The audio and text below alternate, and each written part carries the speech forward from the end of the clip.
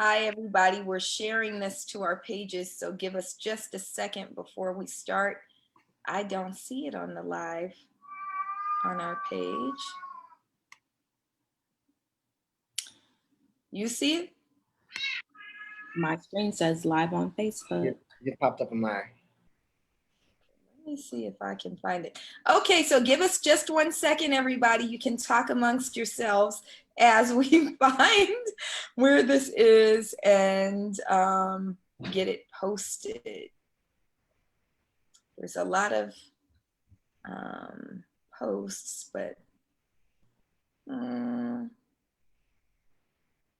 okay, well, maybe I won't be. You're live. It's live. I see it. You see it? I can't find it on Black Lives Matter Los Angeles. So Rajay, can you make small talk while oh, here it is. I see us. Okay. So we're just trying to figure some things out as we do periodically. And you all know this is not a, thankfully, this is not like a TV show or something. But then if it were, we'd have like more support who could do this for us, right? There we go. All right. So we're sharing on all pages. Greetings, everybody. My name is Melina Abdullah. I'm an organizer with Black Lives Matter and a mom. You'll hear kids running around in the background, and co-founder of Black Lives Matter Los Angeles, professor of Pan-African Studies.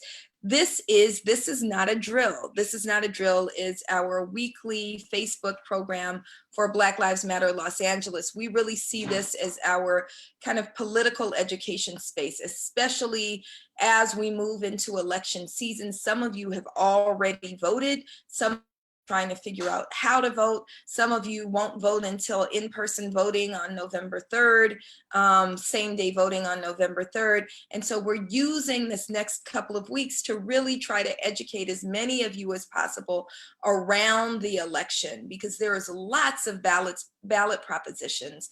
There are a lot of ballot measures. There are a lot of different races as you move down ballot. We know that there's a lot of conversation about who's running for president. There's conversation about the need to get the current devil who occupies the Oval Office out. We agree with all of those things. I agree with all of those things. However, I think it's also important that we think about what most affects our lives on a daily basis. And many of these ballot measures affect our lives on a daily basis. Who occupies the district attorney's office affects our lives on a daily basis. So that's why we say Jackie Lacey must go during every single one of these programs.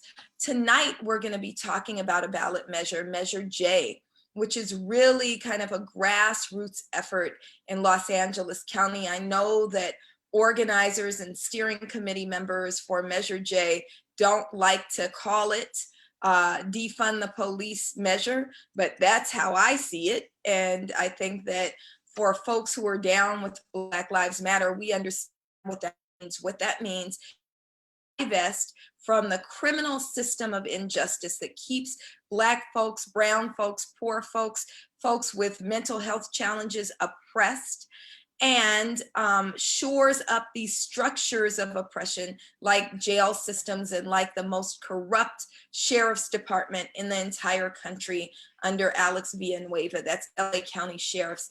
And just to underscore that point, we want to absolutely lift up and say prayers and offer verbal libation for the 3 people who were shot last night by police in Los Angeles.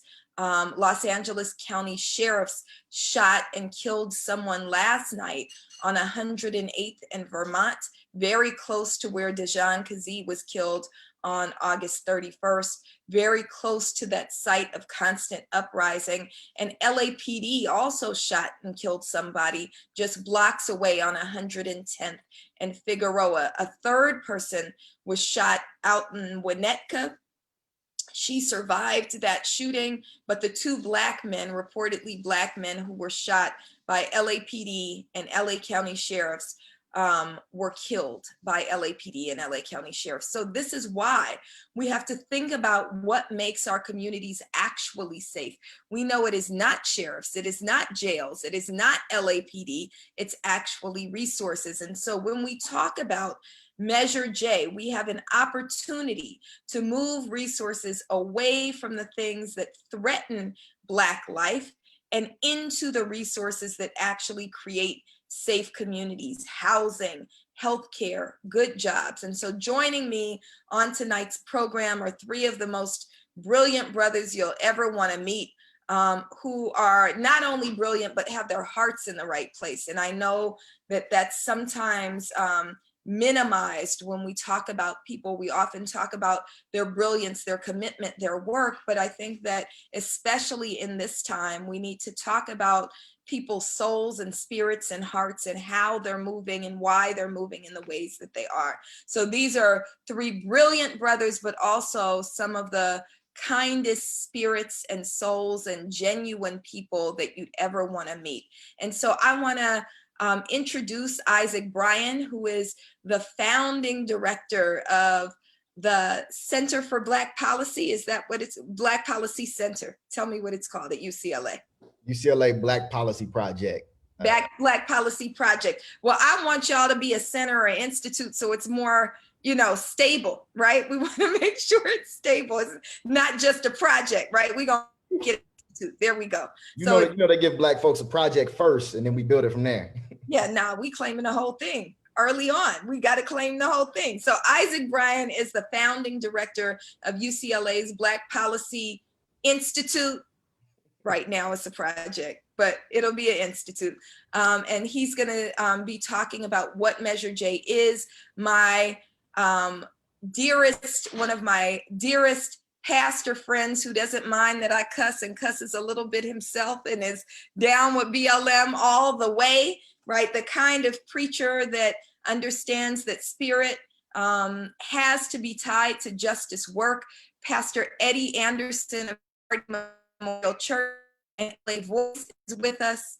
And my brother from another mother who we've been getting down with, I don't know, on everything that we do, we get down together.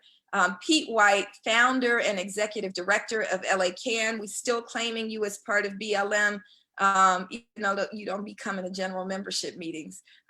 We still claiming you, and so we are gonna be talking about Measure J. And since Isaac is the founding director of the Black Policy Project, right? Black Policy Institute. BPI sounds better than BPP anyway, right? Well, maybe not. Yeah, I'm gonna let you think about BPP. Right, yeah. Exactly. You know how we gotta do it like that. Right. Don't So play. can you tell us what this policy is? What is Measure J? Measure J is it's a historic ballot measure. There's nothing like it anywhere else in the country. It's a reclaiming of dollars that belong in our communities. It's the prioritization of our values in the county budget. The County of Los Angeles has a $36 billion budget. Of that budget, a good chunk of that is assigned for, but there's about 8 to 10 billion that's unrestricted revenues that the Board of Supervisors gets to play with every single year. But for some reason, when they play with that money, they never invest it into the care and opportunity that our communities deserve. Instead, it ends up invested in systems of harm, the Sheriff's Department, District Attorney, probation, the courts, et cetera. What Measure J does is it calls for at least 10% of that unrestricted revenue to go towards alternatives to incarceration and other types of community investments, including youth development, small business support, affordable housing, transitional housing, behavioral help, substance abuse help. Everything that our community needs are the things that money can go towards. So when we're talking real dollars, that's $500 million to $1 billion in perpetuity forever. Measure J isn't one-time money, it's a change to the county constitution. So if passed with 50% of the vote, it's gonna be in there forever. So $500 million base, that's just on the low end, what we're looking at. So what can that buy? Because after we start getting $500 million base, after we start getting past a certain number of zeros, I don't understand the dollars anymore. So what are we talking about? Is this money that can actually make a difference in Los Angeles County with the size that LA County is? Oh, it can make a difference. It can definitely make a difference. Is it going to be everything that we need, that we're entitled to, that we deserve? Absolutely not. Several folks who have endorsed this have called this a floor and not a ceiling, because it's a statement of values more than anything. But to put it in perspective, Magic Johnson Park was renovated in Willowbrook just a few weekends ago, and it's been one of the most expensive park renovations in LA County history, and it's going to help 250,000 kids within 5 miles of that park. That renovation was $70 million. Right? So That we're means talking about almost like 8 times that. every year we could do 10 Magic Johnson Park style parks for our kids every year. We do hundreds of youth centers, right? We can do hundreds of community-based programs getting support. We can build up the capacity of a lot of the infrastructure that's already in place. We know a lot of organizations that are doing righteous work already that could use some capacity. And we have some county infrastructures like the transitional housing support offered by the Office of Diversion and Reentry that could use some support. But it doesn't rival the $3 billion that's going to the sheriff's office, that's for sure. But it's a start. And how do we guard against the sheriff's department or jails getting that money? So one of the things that we saw, we've been pushing people's budget on a city level for some time, and it's been fleshed out beginning in March. We fleshed it completely out, right? And one of the things that we saw is elected officials pretending like when we say defund the police, that means fund the police and just put community in front of their name. How do we guard against that? Man, so that's Pete's fault. That's Pastor Eddie's fault.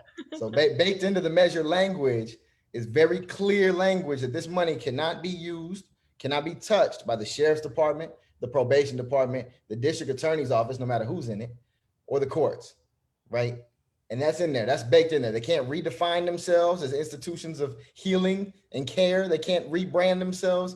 This money is ours when it passes. And by ours, I mean Black, brown, poor, indigenous communities and those who need the most support in our county, where all of our civic dollars should be going to begin with, uplifting those of us with the least. And so that's what this money is earmarked for. And no law enforcement agencies can touch it, and it can't be moved by the Board of Supervisors towards them. It's a change to the county constitution.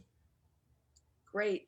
And Pastor Eddie, you lead religious organizations. LA Voice is an assembly of clergy and religious and spiritual leaders, right? You're a pastor of a church. Why are you involved in Measure J? Because budgets are moral statements, right? They reflect our values. They say what we care about.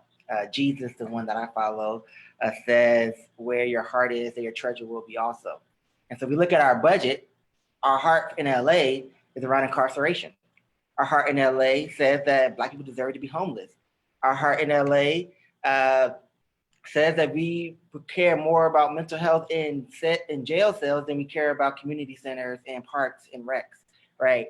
And so the hard question that Measure J is asking us is a moral question. Is LA still racist or not?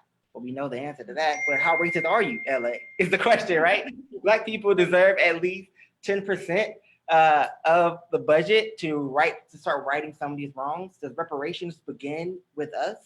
Do we have an imagination to believe that there's enough for everybody, right? So that's why I'm involved. I think it's a moral statement about what we value and cherish in Los Angeles and who we value and cherish in Los Angeles as well. And so I think LA has to ask itself the hard question when it comes to Measure J and just ask, how racist are we? Can we at least get like a 10%? Are they worth at least that much? I think yes. I know yes, because I was way more than that. But that's the question that Measure J is asking all of us. So Measure J, though, on its face doesn't say that it's a racial justice measure. So you keep talking about racism, the entrenched racism in LA County.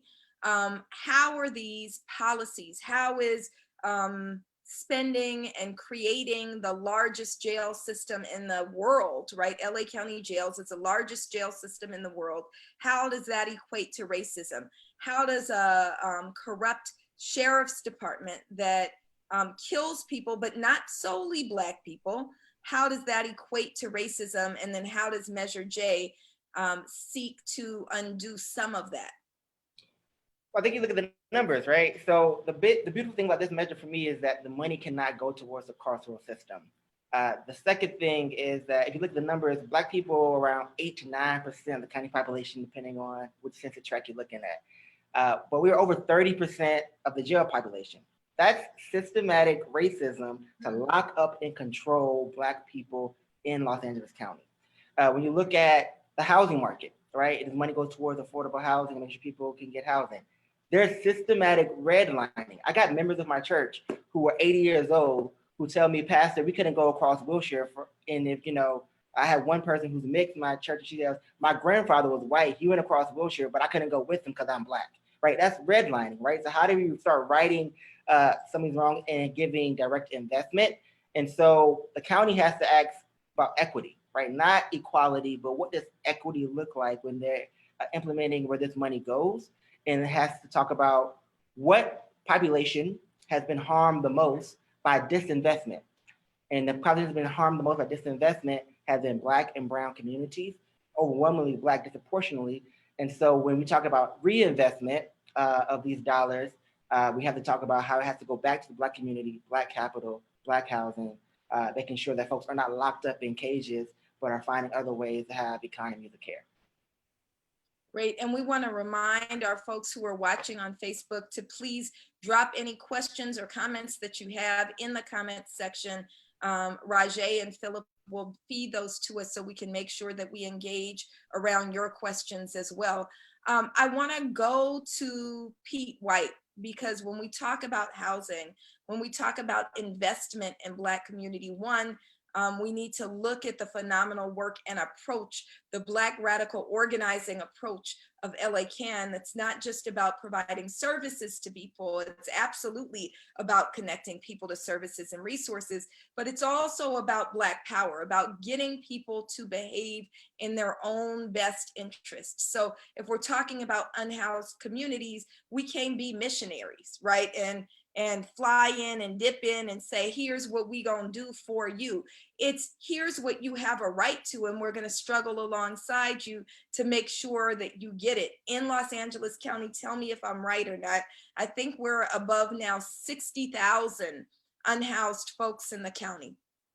And that's just the ones who've been counted disproportionately Black.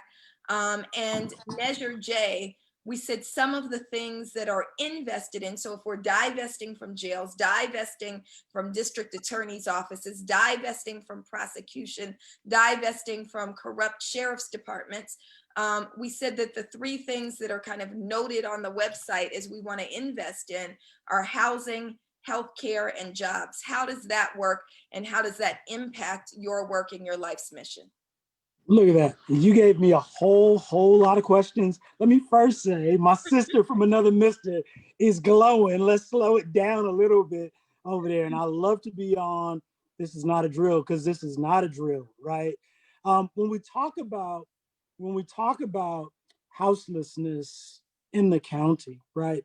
I think we need to put in perspective that 1 in 22 Black men in Los Angeles are houseless. 1 in 47 Black women in Los Angeles are houseless. And that's compared to 1 in 272 everyone else, right? Say that shit again. 1 in 22 Black men, 1 in 47 Black women, as compared to 1 in 272 everyone else. I think you teed this up really well for me. What we have to talk about when we're thinking about safety, we have to talk about the social determinants of safety. What are those social determinants? It's housing, it's healthcare, it's opportunities, right? It's therapy, it's all the things that we need to keep community whole. I would also say that before the pandemic hit, right, and we have to put all these things in perspective, that 60,000 number, 62,000, we've always known is an undercount, right? But at the same time that we were talking about 60,000 or 62,000 houseless people were forgetting the 560,000 units of housing that needed to be built, right? Or those 560,000 families that were barely hanging on, That number is 101.2 million people who were already at risk of houselessness. Now with the pandemic, we know, right? And particularly with a lot of the approaches to righting the wrongs of the pandemic, really going to landlords and not to people, we're going to see millions of folks without. When we think about Measure J, will Measure J solve all of these things? Of course it will not, right? But what Measure J is, it is an embodiment of all of the folks who took to the streets during the George Floyd, Breonna Taylor rebellions, saying defund. And we are talking about defund. And not just saying we're going to defund, but let's figure out how to change some charters, right? Because it's not enough to say, yo, we're going to reform. And to your earlier point, Melina, on the city side, we were talking about reform. We were talking about folks saying, we got 150 million or 200 million that we're going to move for you. On the county side, on the Measure J side, it's like, let's change the charter. Let's change the Constitution. Let's say that irregardless of who's sitting in those chairs, that's our bag. The other thing that I want to be clear, we continue to say 10%. 10% is just the floor, right? We're looking at getting that whole 20%, right? We want $1 billion that comes to our communities for the things that we need that keep us whole. But we also just want this to be noted as an exercise of what's possible when we begin to organize or when we begin to determine our futures and our North Stars. And so I know that wasn't all of the answer that you was looking for, but that's definitely what was on my heart. And just in terms of letting the listeners know, this is just the beginning and we ain't there yet, right? There's a lot of work to do to make sure we get there. So a question, we appreciate that response. And there's a question that's coming up in Facebook. So when you look down, when I look down, I'm not texting other people. I'm looking at the notes that are coming in. You know you texted me. Shh, don't. We only do that in person.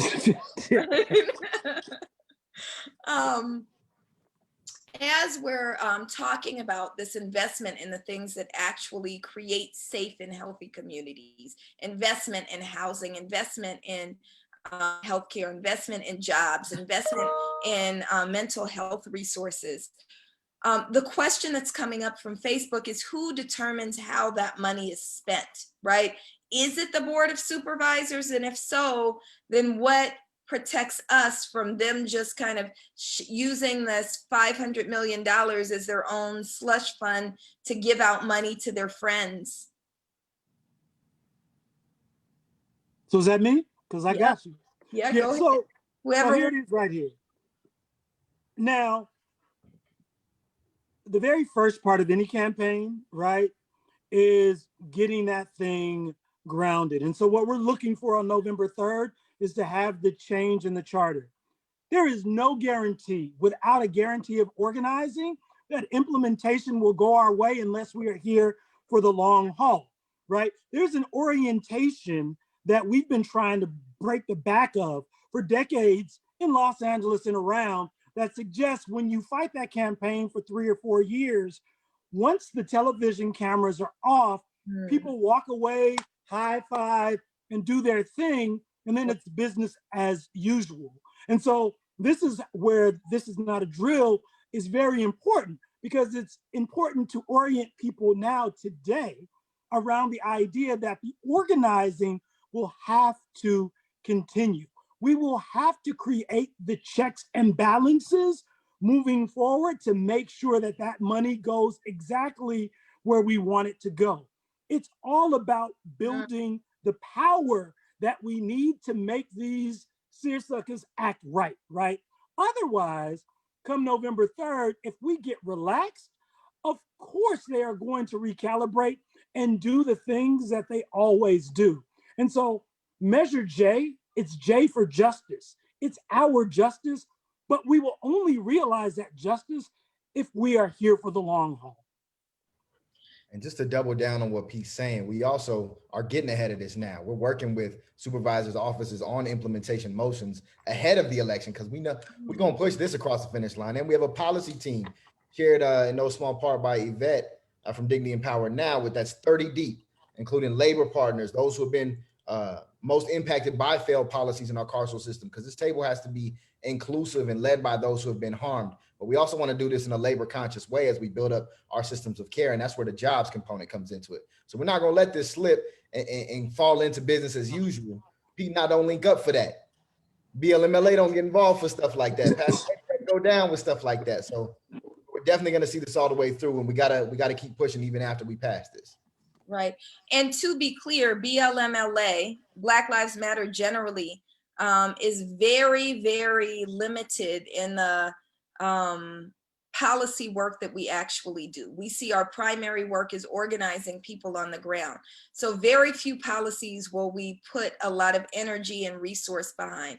Measure J is one of those very few instances where we said we're putting everything we can behind it to push it across the finish line and make sure we have strong implementation. So we want to lift up that we don't see this as just a modicum of reform, right? We know that policy itself is reformist, but there are things called non-reformist reforms, and we see this as a non-reformist reform.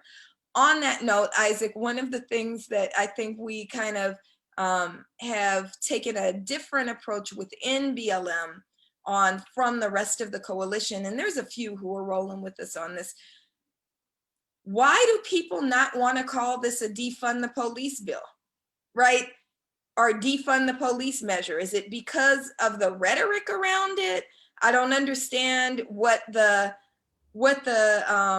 drawback is from calling it what I believe it is. It is about reallocation of resources away from systems that keep us oppressed, jails and sheriffs and prosecutors, and towards the things that actually build up vibrant communities. Why don't we want to talk about this defund the police moment and frame this as a defund the police measure?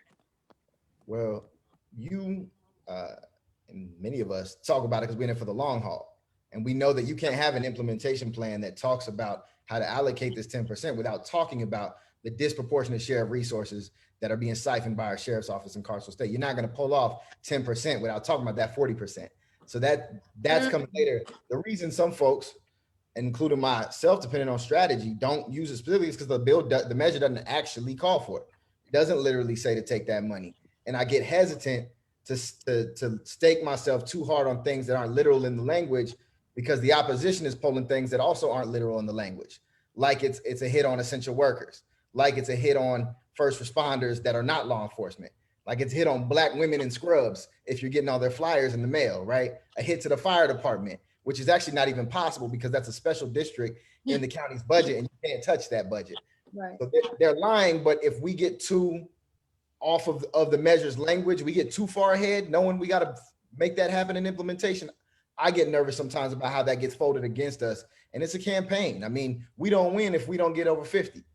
Then it was just a righteous good idea. And I don't sign up to lose. So if we got to talk long strategy and it's a defund move, it definitely is. And if we talk about what the bill literally says, the measure doesn't say that. So whatever works for folks, works for folks. Whatever will get you to the polls to vote yes on Jay. If you want to say it's a defund the police move, like all our BLM folks know that we're motivated by that, then if that's what gets you to the polls, get to the polls. But if it's something else, then let's figure out what the something else is. Right. I think that Pete was really pointing to like the role of the pandemic in exacerbating economic oppression, which disproportionately hits Black folks. Pastor Eddie, I know you're deeply involved. What were you, the West Coast director for the Poor People's Campaign? One of the things that we've seen is people try to feed us a lie that this works against working class and poor people. We know that this measure actually provides good jobs for people and helps to address some of the poverty that we've seen kind of ramped up in the midst of a public health pandemic with an economic fallout. Can you talk about how this addresses poverty in our county? Absolutely. I love this conversation. So in LA County, 1 in 4 people are poor. 1 in 4, right? Which means when we're talking about schools, 1 in 4 children are poor. When they go to school, they can't afford, good lunches. The schools are all already knocked down. They don't have an after-school program to go to after the school bell rings, right? And so this is a measure that says that we're going to fight poverty and not the poor, right? So right now what we see in LA County is the incarceration or the criminalization of poverty, right? If you are poor in Los Angeles, then they are finding laws and policies to criminalize you. So this measure is saying in very real sense that let's actually fight poverty and not the poor, right? So how do we fight poverty? By putting money into systems that otherwise we use to criminalize people, right? So we're gonna take money away from the system that criminalize people, which is the incarceration system, sheriffs, DA, prosecuted, and we're gonna put money into systems that actually give people real care. And that right there is how you fight poverty, right? Like the policy violence that we see across LA County has been exacerbated. And during COVID, if you didn't believe it was real, you saw it was real, you couldn't get a test, you saw it was real, everybody was calling, there was no food for your grandma or whoever who needed food, or maybe for yourself. You saw it when you needed a job and essential workers were going out and becoming sacrificial workers, right? But right now what we're saying is, how do we make sure those people are taken care of? How do we make sure I'm taken care of? How do we make sure you're taken care of? Because all of us, if you live in LA, you're probably like a paycheck or two away from, a major disaster. So how do we create that safety net? How do we create that community of care? And this measure starts us on the right path. It's a step in the right direction to make sure that we're actually fighting poverty and not the poor. The other thing, if I could just add, Sister Melina, really quickly, the other thing that this proposition does, right, that this measure does, I'm sorry. So we're talking about 500 million, we're talking about $1 billion. We're talking about money that can ultimately be controlled by the community for the community's interest. But what I'm hopeful that it will also do is make the process of budgeting more palatable, right? And so I'm hopeful that if we get into the practice and the process of demanding where our 500, and like you, I'm saying, I want that 20%, where that $1 billion is going to go every year, that's also going to make us talk about the rest of the budget, right? Because we know budgets are unwieldy. We know folks fight, try and figure out, I know organizationally, every year we're in budget fights, right? Knowing that we can start with 500 or $1 billion, but then also bring more people in to this participatory budgeting process, which then hopefully gets electoral engagement cracking, which then hopefully gets community organizing cracking, and which then hopefully brings on some C4 activities to putting folks who we can really trust in those seats. I see all of those possibilities in Measure J, in Measure Justice, right? And so I want to caution people. I want people to go bang the doors down, everybody get out and vote, let's get that bag. But I want to just continue to stress, I want this to be a gateway for us to change the face of Los Angeles, right? Because we are one of the very few places that have the charter constitutional challenge that's moving forward as a direct response to our feet being in those streets. And so if there's a call, if there's a clarion call for folks here tonight, it's let's get that bag, like Isaac said all day long, let's get that bag. There's work to do come November 3rd, but then also let's be prepared to widen our ideas around participatory budgeting. And let's not forget that there's a whole lot of other billions that we need to control. Right. And so when you said clarion call, I've been saying the clarion call of this moment has actually been defund the police, but tied up in there is this question of budget, right? I never thought the day would come when we were there when we got like this budget, somebody showed us like we're like 50% of the city's general fund goes to LAPD. That's crazy, right? And we started really looking, like when we saw it in that stark of terms, right? We were outraged, but then when we passed that pie chart around to everybody else, and this is like 6 years ago, we're passing it around to everybody else, and people across race, people across class, people across political affiliation, all thought that was way too much money. And so this conversation starts happening around budgets and participatory budgeting. And we most recently, Black Lives Matter is in the lead of convening People's Budget LA. And one of the things that we're asking of everyone, that we're requesting of everyone who holds public office, is to commit to a participatory budgeting process, that regardless of what office you occupy, if it's LAUSD school board, if it is, you know, the mayor, if it is, you know, Pomona City Council, right? Everywhere in the county, every candidate for every office needs to sign this participatory budgeting pledge, because Measure J gets to a piece of the budget, but doesn't get to the whole budget. How big did you say that budget is, Isaac? How much money? 36 billion. $36 billion. I can't even comprehend that much money. All I know is the money is going to the wrong places. And as Pastor Eddie lifted up, a budget is a moral document. Economist Julianne Malveaux talks about that all the time, that this is a moral document. This is a statement of our ethics and our values. And when we are spending on jails and prisons and police and sheriffs, then that's what we say that we value. One of the things that's coming up on Facebook, Pastor Eddie, and I'm going to ask you this because I know you're going to have to go in about 10 minutes, is people are asking, where are you, Pastor? Because they're asking, how is it that as the pastor of a church, you're taking such a strong stance for something that most people consider a political issue?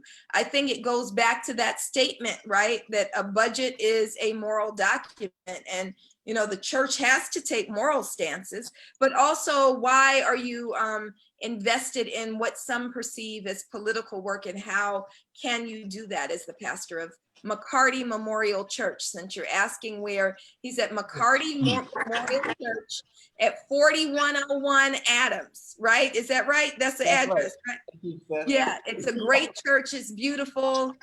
You know, go. Yes. Thank you, sis, for always looking out. And the answer is simple, right? I'm Black, so we know Exodus. And you know, when Moses went to tell Pharaoh, let my people go, God told Moses that Pharaoh will tell him no, but then he told Moses that he will compel Pharaoh by a mighty hand, and when he leaves Egypt, he won't leave empty-handed. Measure J is ensuring that when we leave Egypt, biblical Egypt, not our Black Power Egypt, but the biblical Egypt, when we leave Egypt, the land of oppression where we have been controlled by government, controlled by budgets which see us less than and don't invest in us. When we leave Egypt, after we've been in these streets, continue to be in these streets, we're not leaving empty-handed. That's biblical, that's the text, and that's why I'm involved as a pastor. When you leave situations of oppression, you never leave empty-handed. I ain't never seen Jesus heal somebody and they leave empty-handed. I ain't never seen Jesus feed somebody and they left empty-handed. In fact, when Jesus feeds people, when they leave with too much food and they got extra money to spend, right? And so the question it is for us, do we have enough faith and moral courage and imagination to believe that when we get free, do we have an imagination that we won't leave empty-handed? And yes, $500 million is a floor. It's a tithe. If you go to church, you go to synagogue, it's a tithe. That's the beginning. But you always know if God done bless you more with more, you got to give a little bit more. In LA County, God done bless you with $35 billion. So let's talk about it. All right. Can I? Let me ask you something before you go in on that point, because a question's coming in for you. Because I know Pete was about to go in on that point, right? I was. Yes, I know. You can add it to this question that's for you though. So what they're asking, they're saying, we keep passing measures to invest in the things that we see as priorities as the people, right? So they mentioned Measure HHH, right? And we keep passing these measures. The people have shown where our ethics and morals are. And so it would seem that the money is there. Why is the money not being spent on the things that we say we prioritize? HHH was supposed to be for housing. And we see a growth. We see people pouring out into the streets in even greater numbers. And I see it, right? Like the tents where there used to be gaps between the tents, there's no more gaps. So what's happening to the money when we keep voting to spend on the things that we value? What's happening to that money? So it just goes back to an earlier point I made. So we voted for the money, but then we walked away and placed the resources in the hands of those that continue to fail us, right? The only way. So for us, we worked on Measure H. We did an integrated voter engagement on Measure H and Proposition HHH. But the other thing that we knew and that we did, we monitored every meeting. We organized against the mayor. We organized against the city controller, Ron Galpin, because we knew that it would be business as usual if we just relied on showing up for the vote on that one day, right? And so the only way that we can control the bag is if we keep showing up. You have to keep showing up, because if you don't, your vote becomes currency for someone else, right? And so your vote becomes the thing that Mayor Garcetti says, look at the will of Angelenos. They have entrusted us with this bag. In reality, you have got to join an organization. You have got to peel the layers of this onion back. That's the answer on this one. I would just say the other thing just around liberation theology, I want to shout out Pastor Eddie. I got to shout out my brother from another, Pastor Q and Reverend Thomas and others, right? We have to remember, to whoever wrote that question, that Harriet Tubman was a preacher. We've got to remember that Frederick Douglass was a preacher. We've got to remember that Nat Turner was a preacher, right? And so imbued in sort of our liberation theology is this connection to organizing. Now, we know it's gotten pretty shaky, right? When big business has entered into the church house, but we need young pastors like Pastor Eddie and others to bring liberation theology back. And not just in the pulpit, but in their conversations, right? In their actions, showing up at the Jackie Lacey Must Go, posting up with the old tired Negro preachers who just saying whatever other people want them to say, saying that we ain't rolling like that, right? And so that's why you need to go to Pastor Eddie's church. No more praying with the police. Y'all need to be praying with the police. No kneeling with the police. We need you in community to do the work. If you say that you are, on the side of Jesus, then we need you to lift up what the radical revolutionary Jesus. We need to lift up the Jesus of your grandmother, the Jesus of Henry Highland Garnett, who said that, no oppressed people have ever secured their liberty without resistance. We need you to move like that. And this is why we're siblings, right? And it also works the other way. I think that much of the organizing work has neglected the spirituality of Black folks, right? Yes. That when we talk about how we gonna get free, right? Spirituality has to be all up in there. How do you think Toussaint Louverture won the Haitian Revolution, right? He didn't outgun the French, right? How do you think we upended chattel slavery? And we upended chattel slavery. Don't let them tell you that lie about Lincoln like they tell you to lie about Christopher Columbus, right? He didn't free not a damn person. We freed ourselves because Mama Harriet made sure we got free, because she said she heard the voice of God in her ear. She wasn't shy about saying it. So as we organize, spirit also has to be embedded in that organizing work. So I want to pass it to Isaac because a non-spiritual question is coming. And Pete, this might be the most talk we've done about spirituality, at least in a while. In a while, but we In need a to do it while. more often. Yeah, I don't have enough of that wine. I don't have enough of the blood of Christ with me to have that conversation. See, I only got water. We got to have somebody turn this into wine. But Isaac, one of the questions that's coming up is, this sounds like such common sense. And it's not even a lot of money. It's 500 million of a $36 billion budget. We know police, I know you said it's not a defund the police, but the unrestricted funds go overwhelmingly to systems that keep us oppressed, right?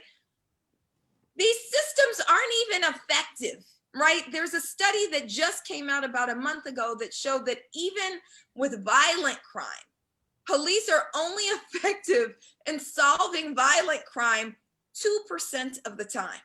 Can you imagine if you failed at your job 98% of the time?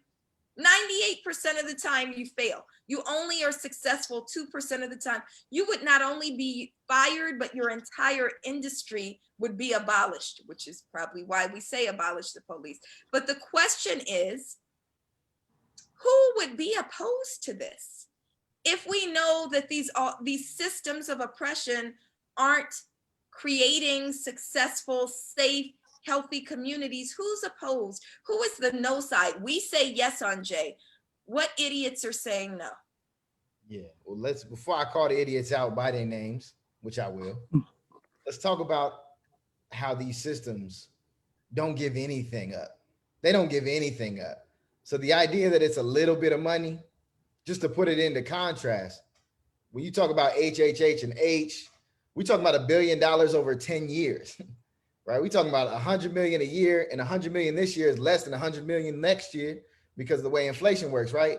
Meanwhile, LAPD gets 1.8 billion, right? And we had to fight like hell for that.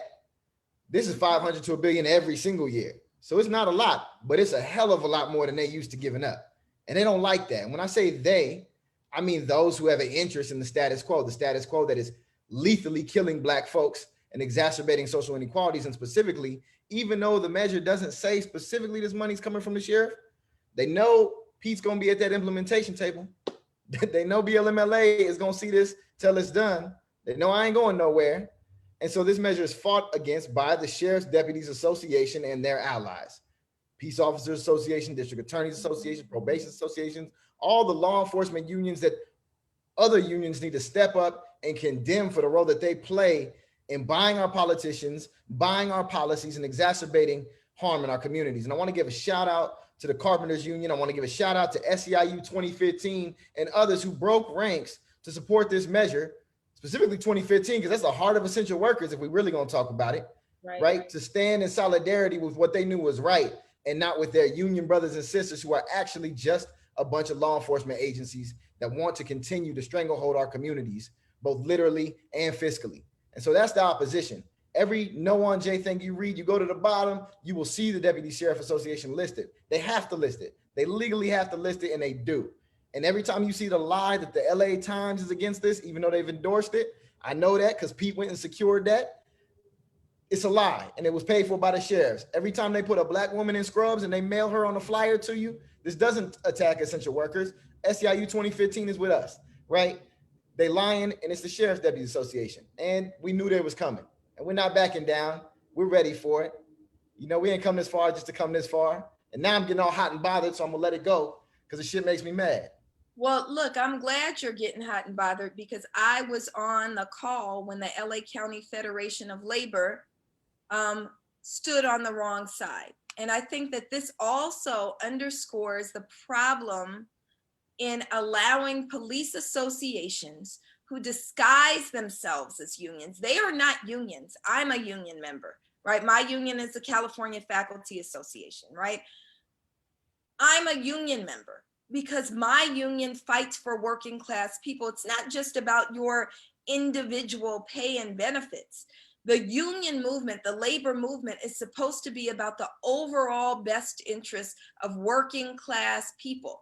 And so I think that what Measure J also illuminates is that the association of, what is it, ALADS, right, which is the Sheriff's Deputies Association, should not be a part of the labor movement because they do not have the best interests of working class people at heart.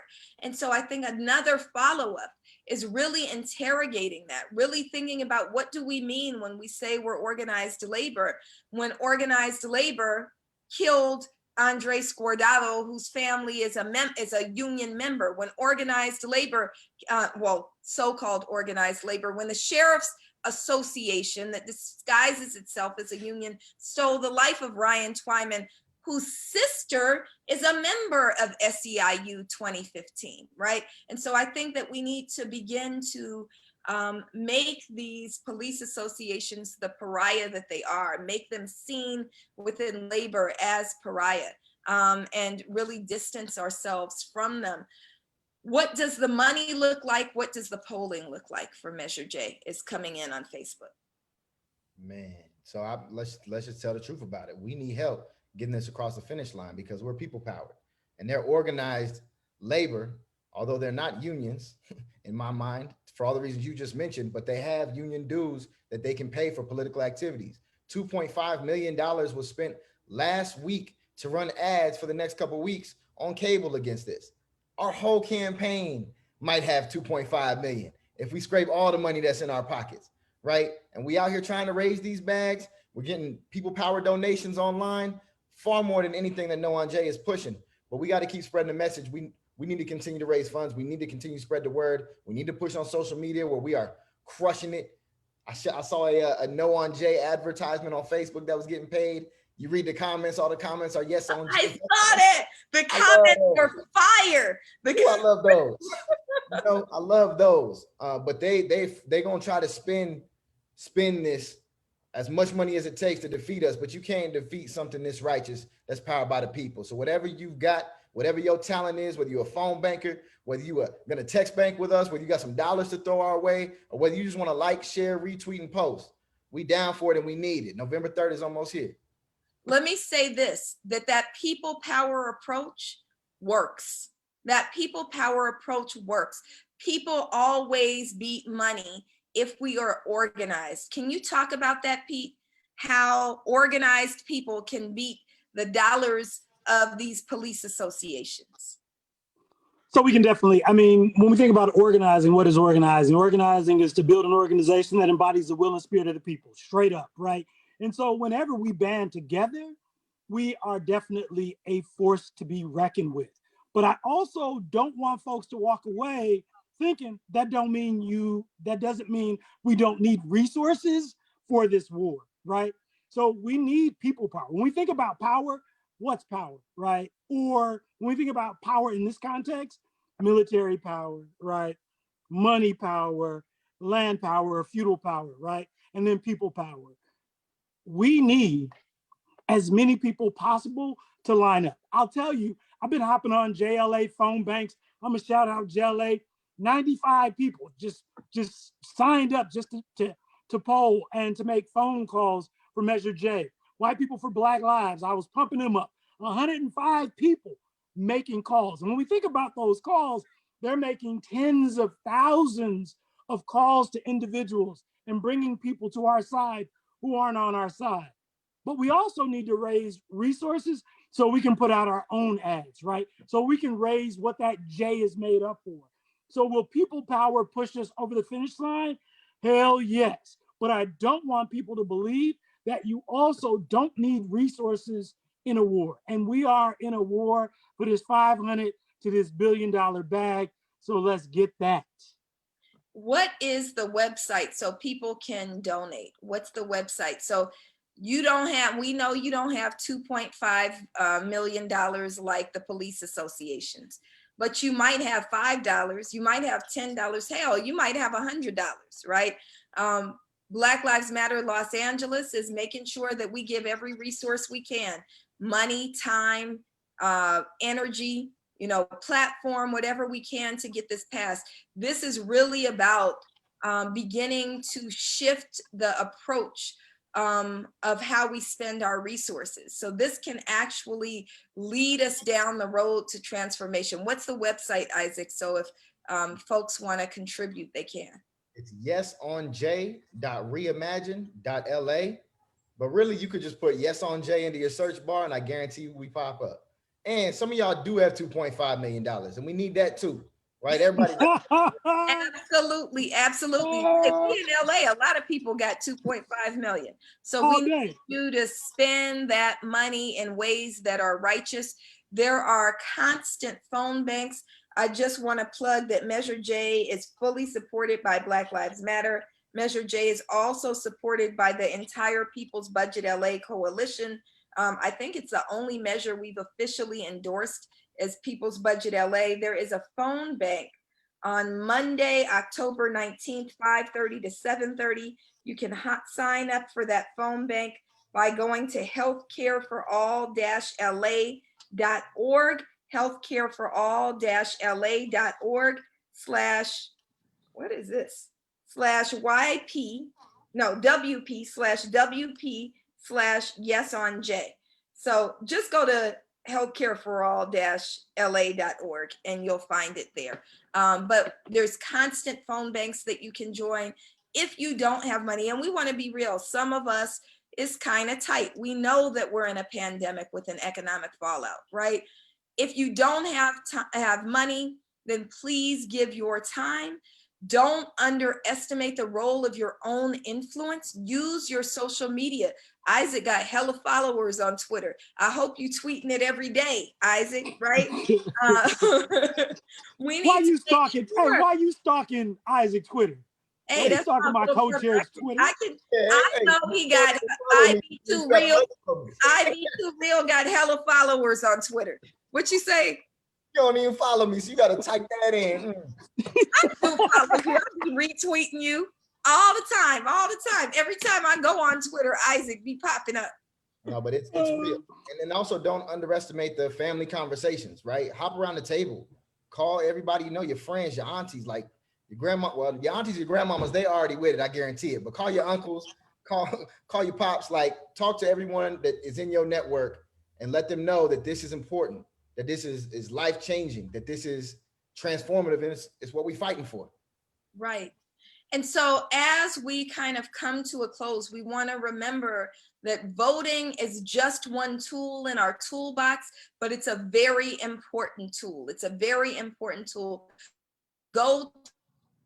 We need you to vote yes on J, J, that we can invest in the things that actually create safe communities, housing, healthcare, good jobs. Yes on J. We want you to remind you that we've already said yes on 16, yes on 17. Next week, we're going to be talking about why we're saying yes on 15. This is another investing in education. And so we'll be talking about that next week. We want you to meet us in person. We still doing in-person protests. We are marching to the polls every single Wednesday until Election Day. Meet us on Wednesdays at 3 o'clock.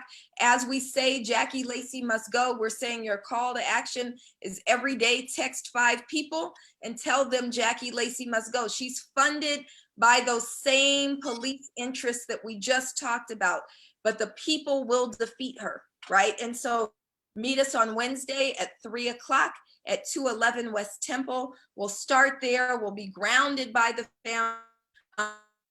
We'll be in touch.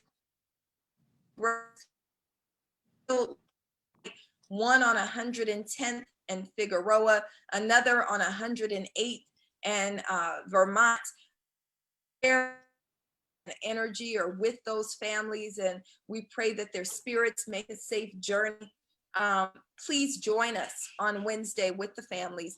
And then after we finish telling Jackie Lacey that she must go, she will go, we're going to march to the polls. Yesterday, we had more than 100 folks cast their ballots at a drop box location.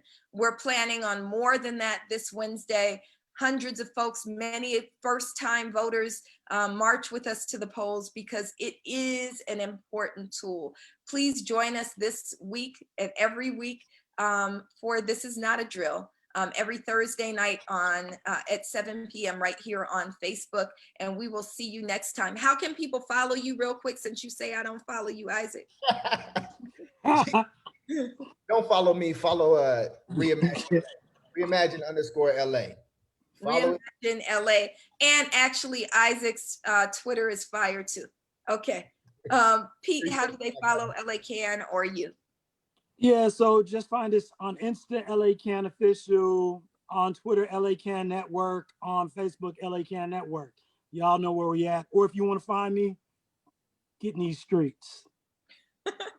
And we are at BLM Los Angeles on Instagram, BLMLA on Twitter, and BLMLA.org.